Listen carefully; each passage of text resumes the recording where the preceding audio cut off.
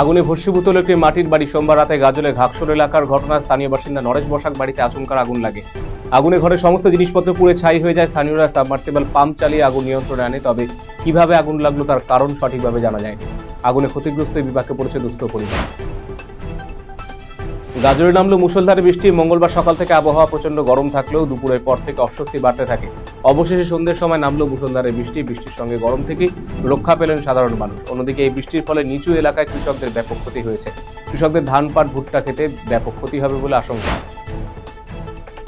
রাজ্যে পালাবদলের পর শিক্ষাঙ্গনে সুষ্ঠু পরিবেশ ফিরিয়ে আনার লক্ষ্যে ক্যাম্পাস চলো অভিযান শুরু করেছে বিজেপি ছাত্র যুব সংগঠন এবিভিপি।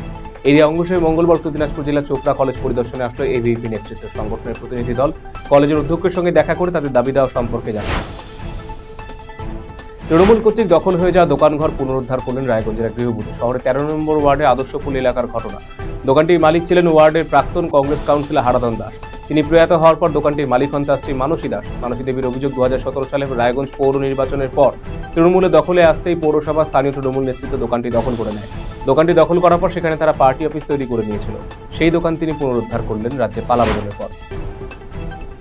রাজ্যে মশলা থেকে তৃণমূলকে উৎখাত হতেই এবারে কলেজগুলোতে ছাত্র সংসদ নির্বাচনের দাবিতে সরব হলো এসএফআই।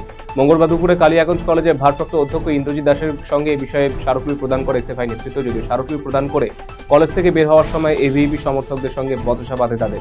এসএফআইয়ের পক্ষ থেকে লাগানো পোস্টার এভিপি কর্মীরা ছিঁড়ে দেয় বলে অভিযোগ, তবে বিশেষ কোনো অশান্তি হয়নি বলে জানা গিয়েছে। সরকারি কাটায় কারচুপি, প্রত্যেক গ্রাহকের চাল কম দেওয়া অভিযোগ সরব গ্রামবাসীরা।